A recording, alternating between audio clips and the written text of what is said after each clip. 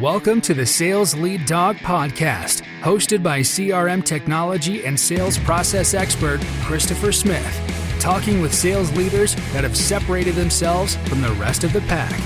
Listen to find out how the best of the best achieve success with their team and CRM technology. And remember, unless you are the lead dog, the view never changes. Welcome to Sales Lead Dog. Joining me for today's show is Richard Cassell. Richard is the Senior Director of Business Development at Blackbox. Richard, welcome to Sales Lead Dog. Chris, thank you. I'm honored to be here, and thank you for reaching out and contacting me via LinkedIn. And man, this is exciting. So I'm looking forward to today's conversation. Me too. Yeah, we originally, for listeners, we had this scheduled for a couple of weeks ago, but I came down with just a gnarly cold. Richard was so nice to reschedule for me. And so I've been looking forward to this one as well, Richard. We're excited to have you here. Tell me a bit about Blackbox. Yeah, absolutely, Chris. So Blackbox is a global solutions provider that specializes in design, deployment, and management IT infrastructures, communication systems, and digital transformation solutions for enterprises. And we have in particular, about 5 different verticals that we focus on. I am focused clearly on healthcare across the country, and I've been there just a little over a year. And what I really do enjoy about it, when I first came on board, I said, okay, what's my territory? My manager handed me a map of the United States and said, go make it happen. So from a business development standpoint, I cover large healthcare concerns all across the country. Right now, we're really in about 1,700 hospitals, and we operate within 300 large healthcare systems. And we're just doing a great job for our clients and business as well, and we're constantly growing. So I'm honored to be a part of the Blackbox family. That's awesome. And I love the space you're in. I started my career in the healthcare space, and we were selling into all the large tertiary hospitals across the United States. At that time, there were about 2,200, 2,400, something like that. Right. So to have that level of penetration that you guys have right now, that's impressive. Thank you. Yeah. That's really cool. Richard, you've been doing this a long time. You've got to check out Richard's LinkedIn page. We'll have the link in our show notes at the end of the episode, but check out his LinkedIn profile. You've been at some really impressive places, doing some very impressive things. Thank you. Let's get into the backstory. How'd you get into sales? Was this what you envisioned for yourself when you were just thinking about, hey, I need to get a career going here? What were you thinking? Chris, that's a great question. And here's why. So for me, my family and friends that I grew up with all knew that I was going to go be doing something in business. None of us really knew what it was, but I can tell you when the light bulb for sales in particular came on for me. I was 12 years old, and my uncle and grandfather owned a gas station in a small town in Georgia called Valdosta. So my summer job and after school job was to work in the gas station. And there was a wonderful old lady who used to come in every week like clockwork on Saturday morning, and she want her oil checked, air put in her tires, and to fill her car. And so when she run it, and Chris, as a kid, 12 years old, man, I had no problem checking oil. I had no problem putting gas in the car. But this is bad. I'm dating myself a little bit. These gray hairs actually do mean something. I had to put air in the tires through the valve stem, and the valve stem was so close to the tire, I could never get it on there properly. You know what I'm talking about. Yep, right? I know exactly what you mean. And so we had this box back in the shop of valve extenders where you screw on this deal and extended the length of the valve. And I walked to her and said, for all intents and purposes, Miss Smith, I enjoy working on your car, but I always struggle putting air in your tires. Would you consider buying these valve extenders so I could put them on there? They're like 10 cents a piece, put them all in cars. It would make me putting air in your tires so much easier. And she said to me, and it clicked, you are the best little salesman I have ever met. Chris, boom. That conversation, man, set me on my path of sales for the rest of my life. That turned on a light bulb for me, and it opened up a door to the career that I have today. There's so many lessons in that interaction right there. So many lessons. Richard, when you look back over your career and the success that you've been able to achieve, what are the 3 things that have really driven and led to that success? If you could boil it down to 3 things. I could, actually. So when I started growing in my sales career, and initially I was struggling understanding all the mechanics of what sale. Because when you first go into sales, all you think is you talk to a customer and their checkbook's going to open. They're going to give you a whole bunch of money. Far be it from that. And so I ran into an older sales gentleman who had retired, and he taught me 3 things that I've used in my career, and it has lasted me for decades. 1, relax. The first thing, relax. 2, have fun. And then 3, go out and make friends.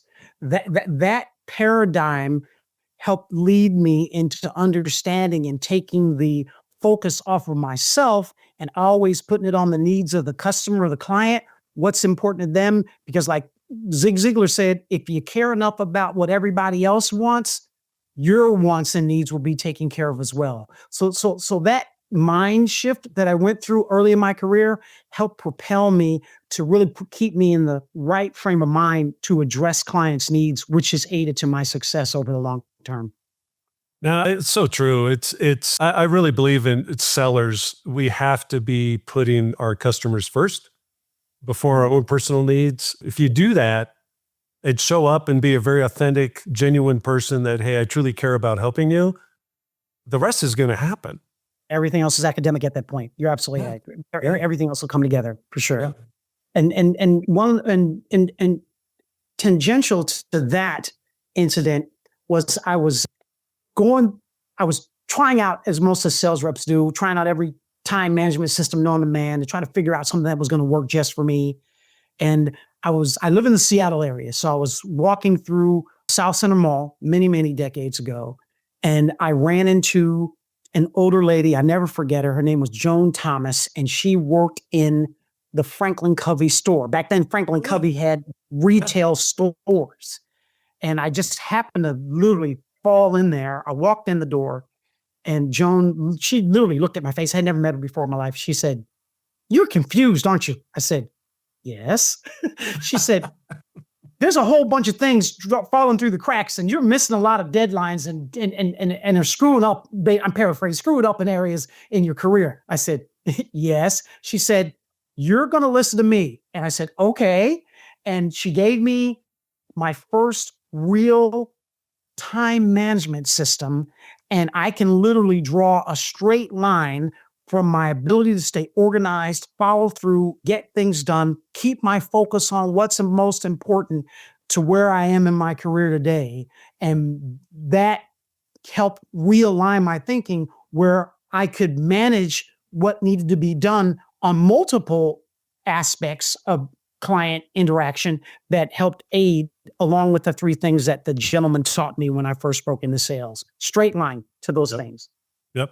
It is something I still struggle with today. You know, owning the business, I get pulled in a ton of different directions. Absolutely. Yeah. And it's, you know, I had to have a conversation with my team where I'm like, hey, look, and I put up a picture of a mason jar filled with sand and stones and big stones. I know the analogy. Absolutely. Yeah, exactly. And I'm like, look, all the interruptions I get all day, those are the sand. It's the irritating. It's you know, but it's the stuff that just happens all the time. Right. But my job, I got to be focused on the big things, these really strategic things. That's right. That's right. And what's going to be moving us together as an organization. But it all has to fit into this jar. And so I went through the whole story with them. Like, how would you, if you got a pile of sand, pile of stones, and you got a pile of rocks, they all have to fit in this jar. How are you going to do it? And the only way is to get the big stuff done first. That's got to be your primary focus every day. Like, what are those most important things I have to get done today? And like, if I do nothing else, I got to get those things taken care of. I've got to make progress on those things. And that was a huge shift for me. Yeah. Fundamentally to reorient myself and to make sure I'm always focusing on what, because it's so easy.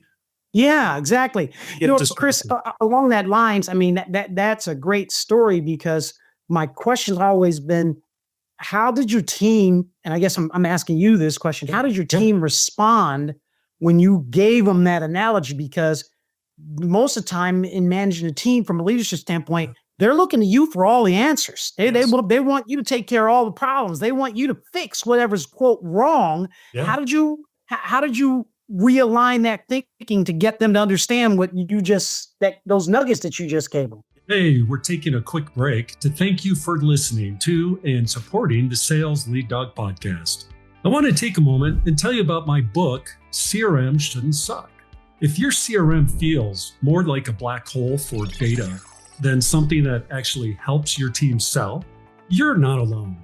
The book breaks down why CRMs fail for so many businesses and what you can do about it. No fluff, just real strategies that work. So go to crmshouldn'tsuck.com to order your free copy right now. That's right, we're giving it away. And while you're there, take 2 minutes to check out the CRM Impact Score. It's a quick diagnostic that shows you how your CRM is really performing, where it's helping you and where it's hurting you. You'll get a personalized report with clear, actionable next steps you can start right away to maximize your CRM investment. We've also got blogs, videos, and a bunch of other resources to help you finally get the results you were promised when you bought your CRM. And if you're watching on YouTube, hit that like button and make sure to subscribe so you don't miss any future episodes of Sales Lead Dog. Okay, let's get back to this episode of the Sales Lead Dog podcast. Nuggets that you just gave them. Yeah, I had to fall on my face a lot to learn this because early on in my career, I thought I had to be the smartest guy, Right. have every answer to every question. And then it took me to realize I had just become a giant bottleneck, that I was not elevating my team. I was actually hindering my team. I wasn't helping them grow. I wasn't doing the things a good leader does. And, so my team actually loved that. It helped them understand. So now they'll actually say, hey, I'm going to be some sand right now. Like they understand that they're distracting me. That's good.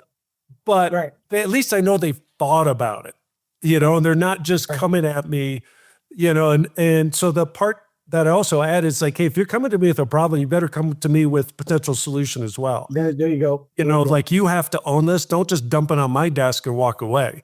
Right. So it was a good reaction. It light bulbs, you could see the light bulbs going off with people going, oh, I get that now. Yeah. Right. Yeah, I like it because, and then I'm sure we'll talk about it as we go through here. But that's a tough lesson for a leader to learn. Oh, sure. It really is. I don't think you truly become a leader until you learn that lesson. Yeah, that's real. And so, what early sales lessons really shaped your approach to leadership? Okay, the reason why you see me arguing, Chris, that is a wonderful question.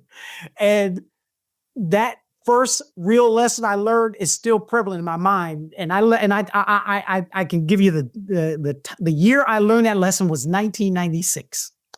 So at this point in time, you've gone through my LinkedIn. I'm working for Lexmark International, and I've been transferred to the finance team where I'm strictly selling to banks and financial institutions was my role.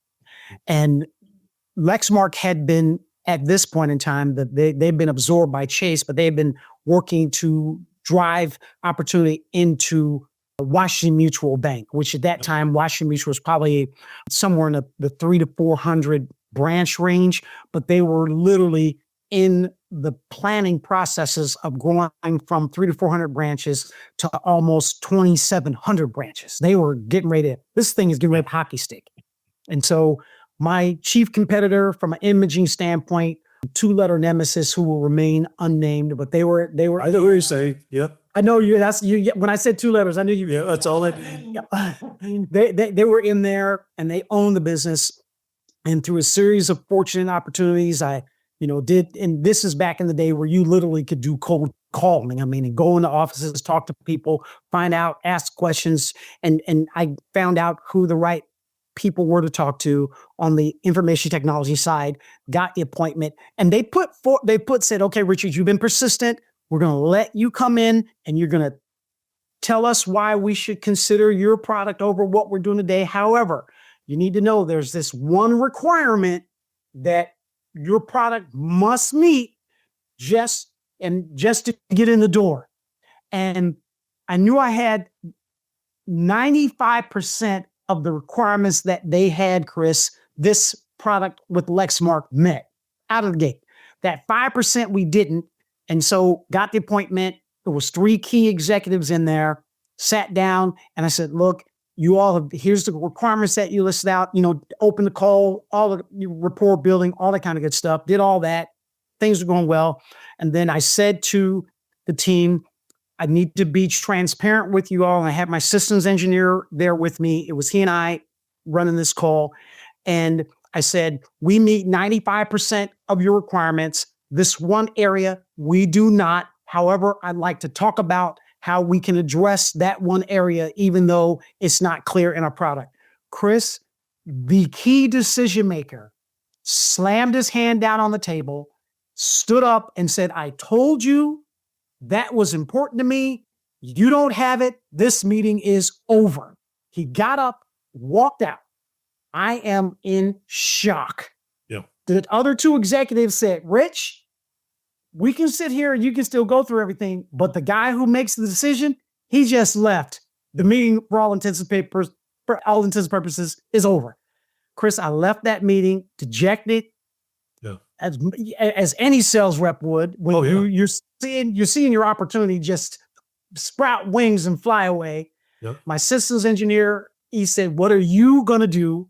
And I said to him, we're going to go back to the drawing board and we're going to figure this out and we're going to take another run at it. Chris, the lesson that I learned is don't be afraid to face potential challenges. Yep. You might get smacked around, but don't give up and go back. So it took me 2 years to get back in there. We retooled some things on our side.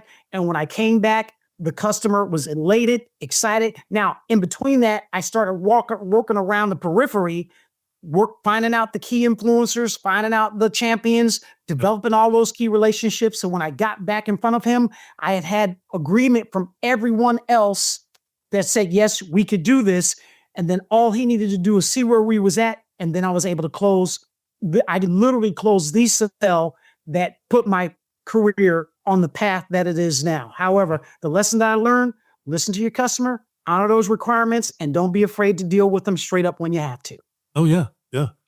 Yeah. It's on one level, if I was in that room, I would really appreciate your candor, that like, hey, look, this is a gap. Right. I don't think I would have slammed my hand on the table and walk out on you, but I would challenge you, and say, hey, this is very, very, it's an important critical 5%, but I love the persistence in that, that was my takeaway. Yeah. That was my takeaway, Chris, be persistent. And, I've learned in sales that not to take things personal. Because somebody could have, and I knew, and Dave and I became great friends after that. And he was having a bad day. He was under a ton of pressure and he didn't have time. If you didn't have everything he was looking for, he did not have time in his mind, to waste. And so on one hand, as tough as that was to swallow, I understood where he was coming from. And I learned then I will never make that mistake again. And I never did. Yeah, it's tough. It's I'm working on a really big deal right now where we have a significant gap in their mandatory requirements. Mm-hmm. Now, I think the way they phrased it, they're looking at it the wrong way. Yep. So I'm trying to shift their perspective but just based on the 20 years I've been doing what I do, right? Trying to educate them that, look, hey, I understand this is really important the way you're looking at it, but my experience doing what you want us to do, a lot of risk involved, a lot of, this is a big deal. Right. I really think you need to look at it from this angle as well. Well, you need to look at it a different way. Yeah, exactly. Yeah. And it's like, just expand your perspective a bit. And, and I'm hoping they will do that because that's the role we play. It's like, look, I don't want to just be a vendor. I want to be a strategic partner with you. Right. It's interesting you bring that up, Chris, because the rest of the story, as Paul Harvey would say, to that incident is that My competitor ended up changing, and I'm talking in imaging terms, that they changed the data stream of the product where it was going to force Washington Mutual to have to rip and replace a whole bunch of imaging solutions. Right. I came back and said, look, as opposed to doing that, what if I could replicate the data stream that you're currently using where you could add new product, but at the same time too, you don't have to change anything on the back end and you still get to run the business as usual. And he almost sat up in his chair. He said, you could do that? I said, yes. Now, in fairness, Chris, we had talked about doing it in the background. I was pulling for reaching for my hip and hoping my ammunition was there when I got there. Yeah. But my IT team, they got together. We replicated that data stream. Yep. It worked. We tested it in their lab. It worked flawlessly. Yep. And then to your point, we became a strategic partner to them because we enabled them to do business more easily as opposed to the way they were getting ready to have to do business moving forward. So it really worked out. And I can't say thanks enough to those folks back in the day who did that. Oh, yeah. But staying persistent, being in front of them, meeting those requirements, it made all the difference in the world. It really does. And that's where, we have very stiff competition on this deal. We're going against the biggest and the best. But because of that, I'm like, hey, I can pretty much guess what they're going to propose and how they're going to propose it. Mm-hmm. I'm going to go the exact opposite way and try to stand out that way. I'm going to shape the tree, so to speak, to where I hopefully scare them.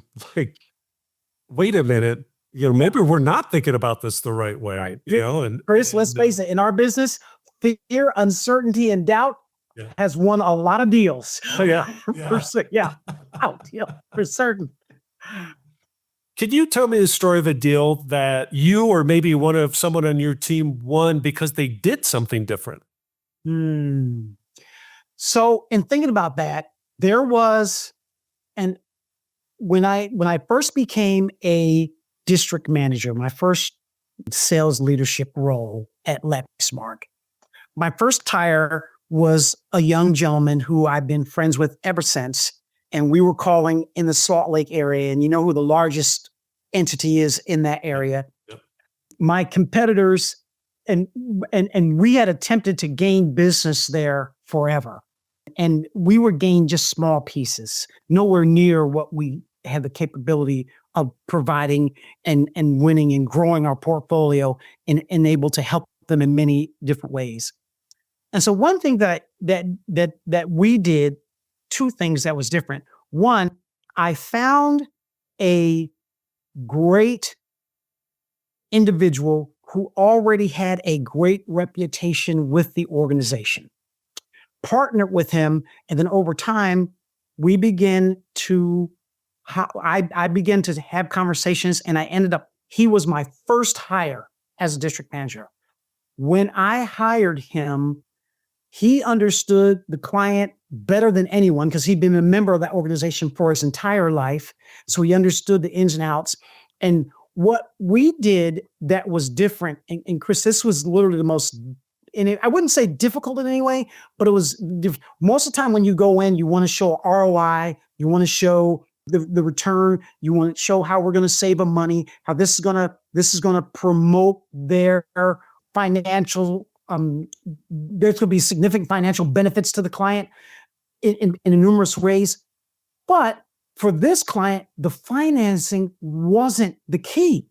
The financing was, what was important to them is how this was going to impact them to increase their capabilities to complete their religious mission. Yeah. And so we reframed the entire offer to focus on the mission. It was a significant sales job internally because we were all focused on the ROI, where the client, that was the last thing that mattered to them.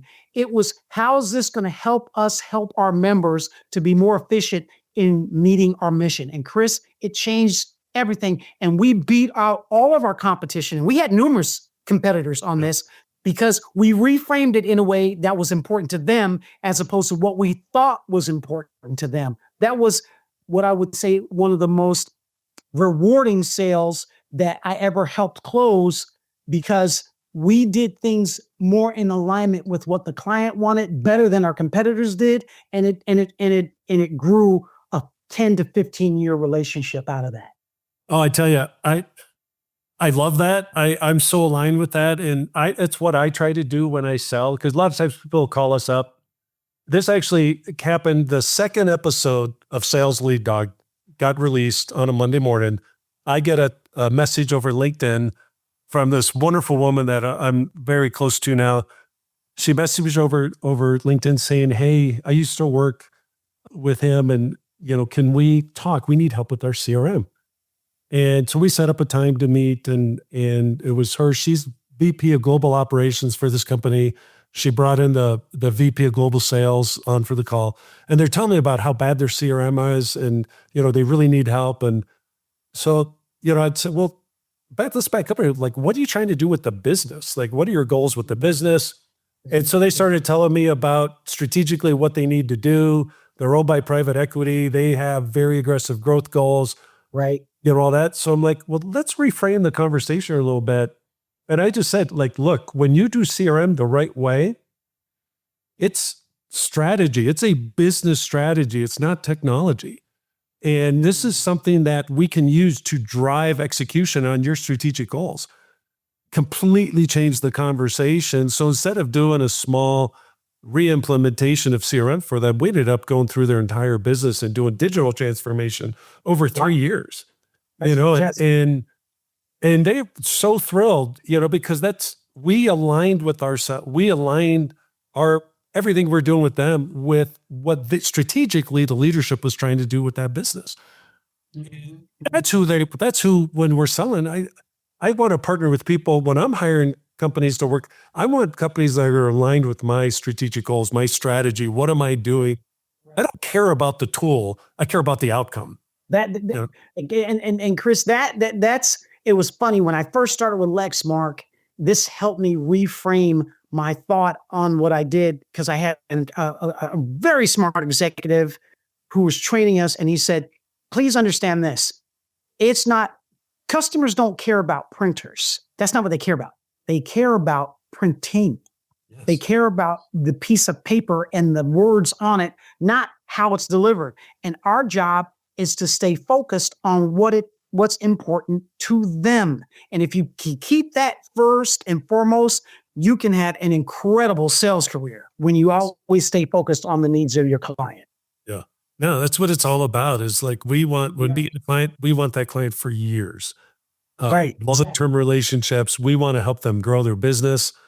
I honestly couldn't give a rip about the technology.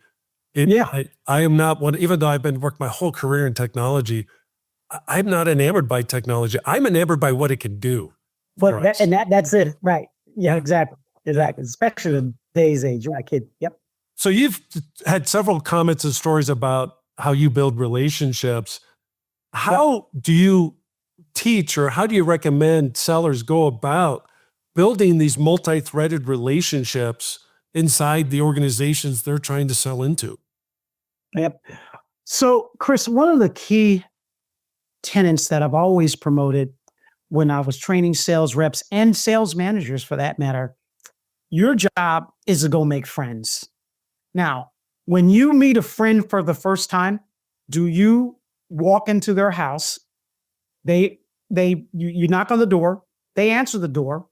Do you immediately walk in their house, go straight to the refrigerator and start eating their food and cooking a meal and hanging out and all those sorts of things? No, you respect where they are as an individual.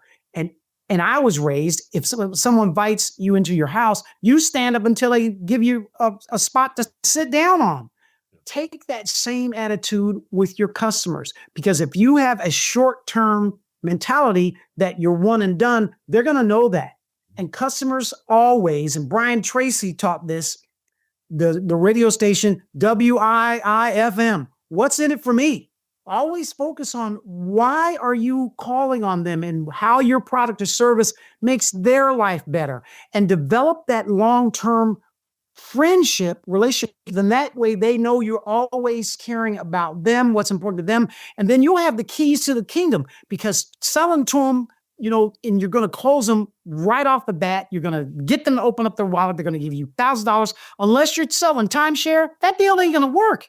That's not the way to do it. So I would tell my clients, understand your customer, do the homework, do the research, get to know them, and not to sound inappropriate or anything, but learn to date them in a way where when they give you an appointment, it's an initial meeting, and do everything right so that you get asked for the second one, and then the third one, and then the fourth one, developing those relationships. And then over time, they're going to open the door to you, and you'll be able to service that client in a way that's important to them, but at the same time too, is important to you. The challenge we always run into is that our companies that we tend to work for, their goals and financial drivers aren't always in alignment with that of the clients. So make sure you understand what their buy cycle is, when they spend money, how they spend money, what that process is for them to make a decision, who they talk to, so that they know you're in the boat with them. And at this point in my career, I tell my clients these three things, Chris. I say, number one, I'm never going to waste your time. Number two, I'm always going to bring you something of value. And the most important thing, the last thing, number three, I am here for your agenda, not mine. I'm here to promote what you want to do. And I'm hopeful and trustful that my product or service can help you do that. But if not, I'm mature enough to say, hey, I'm not the right fit for you, but these guys over here, you need to be talking to them. So always teaching my sales reps with the feet on the ground, keep the client's need first. And then on the district managers or the managers that manage them, it's the same thing. Find out what's important to your sales reps. Treat them like you want to be treated. Because remember, you were one of those guys once, and now you're being asked to manage them. And you're in a tight spot because you got to manage the needs of the corporation. But at the same time, too, your results are derived and driven through that of your people. So always take care of your people. That's my paradigm, Chris. Let's talk about that for a second. What role has mentorship played in your career development? Incredible. So extremely important. My favorite mentor, and he and I have been friends for a long time. When I first broke into sales, I was at the church that I went to, most of the people that I went to, they were all blue collar workers. So none of them had the type of background and experience that I did. And through a series of fortunate events, this older gentleman who was a retired CEO started attending our church. And I heard him talk once, and his language, the way he carried himself, was like anybody else I was like, I got to get to know this guy. He understands my world. He knows what I'm dealing with. And so I literally reached out to him after church one day and said, hey, Ken, man, I know you don't know me, but I heard about your background, and I really want to grow my career. And at your level, would you mind us sitting down for coffee? He says, Richard, I'd be honored to do it. And so he sat down and we got to know one another. And he was in my wedding, and I've been at his house. We've had great times. And he taught me something, Chris, that I've never forgotten. He pulled me off to the side. He says, Richard, you need to understand something. And I said, I see greatness in you. And he's talking to me at a time where I was going through some really tough times interpersonally as a single dad, going really tough stuff. But he said, here's a lesson that I'm going to teach you that you will never forget. I said, okay, I'm all ears. He said, number one, the amount of trouble a person can get into when they're only making $40,000 is real limited. They can't get into a lot of trouble because they're only making a little bit of money. But when that person starts to make $100,000 or $400,000, the type of trouble a sales rep can get into, you don't even know about it yet. However, that's never going to happen to you. And here's how. He said, Richard, after 10 o'clock and 2 beers, nothing good's happened. You get yourself to your hotel room, or you make sure you're where you're supposed to be as opposed to not to be, because those stories that happen out there will never happen to you. And he took me from a raw sales rep at that point, giving me those types of lessons. And he could look at me from a CEO level, and he could say, this is how I expect my sales reps to act how my managers to act, how my executive act. And he kind of brought me up through that, Chris. And he was and has been the best mentor. And he's paid me some incredible compliments. He says, Richard, you have become my best protege. And almost put tears in my eyes because this guy poured into my life to make that level of investment to help propel me to the place where I am today. So it's extremely important to have great mentors in your life, because without them, you have so many blind spots, you're going to make mistakes. And mentors are there to keep you from making those mistakes. Yeah, sure. Yeah, that's one thing I've learned is you can't be shy. You have to be willing to ask people and say, hey, just like you did. Yep. Like I'm very active in the entrepreneur community here in Colorado. And one lessons I got early on from another entrepreneur who's been doing it for a long time is says, look, Chris, don't be afraid. If there's anyone here that you want to meet and learn from, ask them to coffee, ask them to lunch. They will not say no. I'm like, really? He's like, Chris, I've been doing so long. I've never, ever had anyone say no to me when I asked the right way, Exactly. That's right. Would you be willing to sit down with me so I can pick your brain? Not going to waste your time. Be very intentional about this, but I would love to learn from you. I've never had anyone say no. And so I jumped. When I started this podcast, I reached out to everyone I knew had a podcast. Not one person turned me down and saved me a bunch of pain and money and time. Exactly. And Chris, you're actually honest something there, because when you get a good mentor, they actually, in a lot of ways, they help they don't help make your career, so to speak, but they can point you to a bunch of shortcuts and avoiding mistakes that can propel your career because you're acting on their behalf. I mean, you're acting on the information that they give you. And it literally does make the difference. I would say to any sales rep, find you a good mentor. And most of the time, the real successful people, to your point, don't be afraid to ask them, because if they're really truly successful, they all want to give back and help the next person get to where they are or beyond. No question. Yeah. What are some of the things that you're doing actively now as a leader to develop your team? So for me, Chris, at Black Box, I'm more in an individual contributor role, but I reach out to my other teammates. But my nonprofit work, I'm in executive roles in my nonprofit work. And so one of the key things that I really enjoy doing with the executives of the nonprofits because I'm on one board, I'm the vice president on another board, I'm actually the president, is that I will sit down and have those one-on-ones with them to really understand and help them gain alignment with where the direction of the board wants to go, but at the same time too, where their heart and passion is, to make sure that we're always in alignment so that the organization can be as successful as they dream it to be. And so spending that one-on-one time with them. And then in addition to that, one thing that I've realized at this stage of my game of life and the experience that I have, not being afraid to give back, not being afraid to reach back and really be transparent and open and vulnerable to share those opportunities when I have them with people to help really understand and drive their goals and aspirations forward. That's what I really enjoy doing these days now. Yeah, I totally get it. I've been an entrepreneur my whole career, and I love to talk to people that are just starting out on that journey. And it's, I don't offer advice. This is one of the things I learned is don't offer advice, offer, experience shares. Right. That I faced this situation. This is how I handled it. This is what went well, what didn't go well. Then it's on them to take ownership and take from what you've shared with them and make it their own. Right. That's it. And because there has to be an element, when you're meeting with a mentor that you need to now go execute on what you've learned. It's not just story time. Hey, that's a great story. It's like you need to act on it now. Right. And so that's the other part when you're forming these relationships is you have to be willing to move forward, using what they're sharing. And couple that, Chris, as well, is it's important that you as a mentee allow yourself to be held accountable. Yes.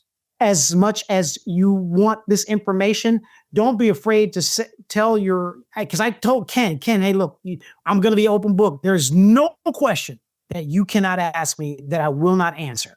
So you got to be willing to be vulnerable yourself, because if you hold back, you're only hurting yourself in the long run, because most good mentors, they want to pour into you and they want to see you successful, because if they didn't, they would have never accepted the role. So always keep that in mind as well. Yeah, we called that get naked fast. Like they literally said, like, you have to strip away all the pretense, all the shields, whatever armor you've got on, it's got to come off. You got to lay yourself bare, because we can't really help you unless you tell us what's really going on. It's not just in work, but your personal life, maybe with your kids, all that impacts. It's all connected. 100%. Yep. You know, so like you have to be willing to, like you said, open book. It's all on the table, and I'm willing to listen and act based on whatever you share with me. Absolutely, my friend. 100%. Yeah. Richard, shifting gears a little bit, CRM, do you love it or do you hate it? Yeah. Well, initially I looked at CRM, Chris, as a 3-letter word. and it wasn't.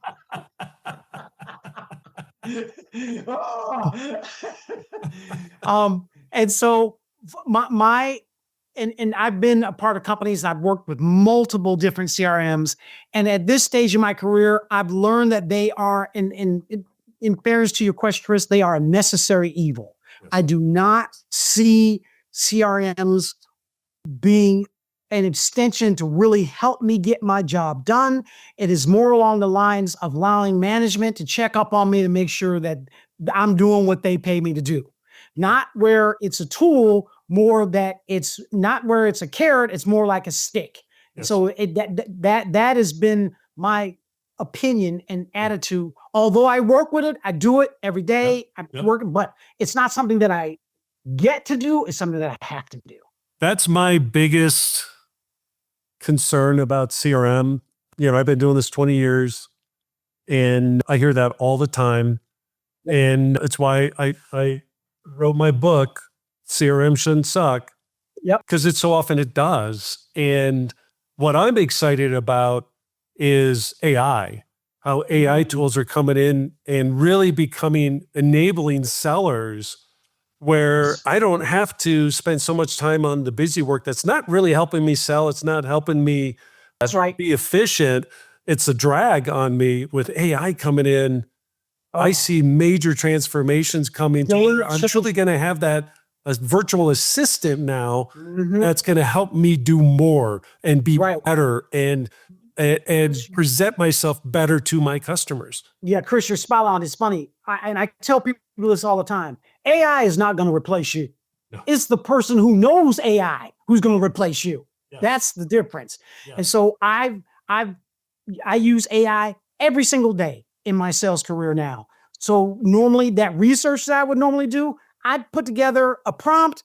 Chris, I get my reports every single morning on all the accounts, what's going on now, and it changes and all those sorts of things that enables me from a prospecting work aspect, just on that aspect of sales alone. Prospecting is now on a different level when you got an AI agent in the background doing all that stuff for you, dropping a report into your email every single morning.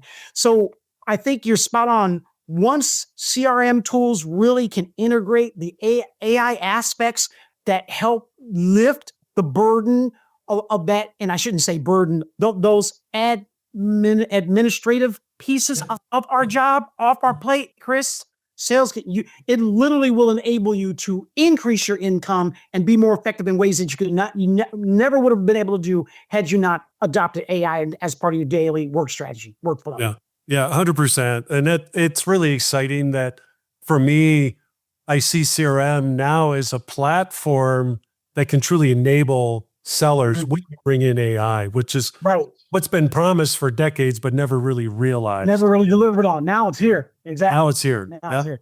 Now, Richard, this has been a great conversation, but we've reached our time here on Sales Lead Dog. I really appreciate you coming on. If people want to reach out, connect with you, maybe one thing we didn't talk about was, you mentioned it briefly, was the breakfast group. Before we shut things down, tell me a bit about the breakfast group. So the Breakfast Group is a fraternal organization that's 50 years old here in Seattle. I've been a part of it now about the last 4 or 5 years. I've been honored to be the vice president of the board. And the Breakfast Group is an organization that we work for inner city minority kids to help them reach the highest level of education and economic development. What that means from a practical standpoint is we have mentoring program that we call Project Mister. That's in 5 or 6 schools within the Seattle School District now. We're looking to now expand out way beyond that. And as a result, we have what we call our Taiwan On graduation effort that we do. It's a rite of passage for the kids that go through the program on an annual basis. And then we're going to have this upcoming October, our first annual gala, because our goal is to develop an endowment and raise funds so that we can increase our footprint and our effectiveness across not just Seattle Public Schools, but really we want to roll this thing beyond the country. And just seeing kids connect with professionals and other people like-minded who looks like them, who can make a difference over their lives, Chris, I'm ecstatic about it. It's a lot of fun, and it really plays into my personal beliefs on giving back and helping these kids thrive and achieve. In a nutshell, that's what the rest It's is. so important. It's so important. You know, when I started my first company when I was 23. Everybody in my family laughed at me. I have a very large family. They're all like, "You can't do this. You have no idea what you're doing," which was true. I didn't have a clue. Exactly. No, let it not be withstanding. Right. But I'm like, you know what? I'm still doing this. Yes. But to have people to know you've got, a path is so important that, that kids need to understand there's a path for you. And don't listen to anything negative. There's a Breakfast Group. Yeah, you've encapsulated. We help show them that there is a path. That path is it's well worn. Yeah. We're here to help set you on that path to help you get to where you want to go. Yeah, that's awesome. I love that. So if people want to reach out and connect with you, they want to learn more about Black Box Group or the Breakfast Club, what's the best way for them to do that? You know what? Don't be afraid to hit me up on LinkedIn. I love getting those messages. I read every single one. And then that's one good way. My personal email address, richardcassell@outlook.com. Anytime, I'd be honored. Just reach out and just start a conversation. And as you can tell, I love to talk. So I will respond. I'll get back to you. You and me both. Hey, if you did catch that, no worries. We have it in our show notes. You can get those at impellercrm.com/sales lead dog, where you'll get not only this episode, but our close to, I think, 170 now episodes of Sales Lead Dog. Be sure to check that out. Be sure to subscribe so you get all our future episodes. Richard, thank you so much for coming on the show, and welcome to the Sales Lead Dog Pack. Chris, thanks so much. It's been an honor. Appreciate it. As we end this discussion on Sales Lead Dog, be sure to subscribe to catch all our episodes. On social media, follow us on LinkedIn, Facebook, and Instagram. Watch the videos on YouTube, and you can also find our episodes on our website at impellercrm.com/Sales Lead Dog. Sales Lead Dog is supported by Impeller CRM, delivering objectively better CRM for business, guaranteed.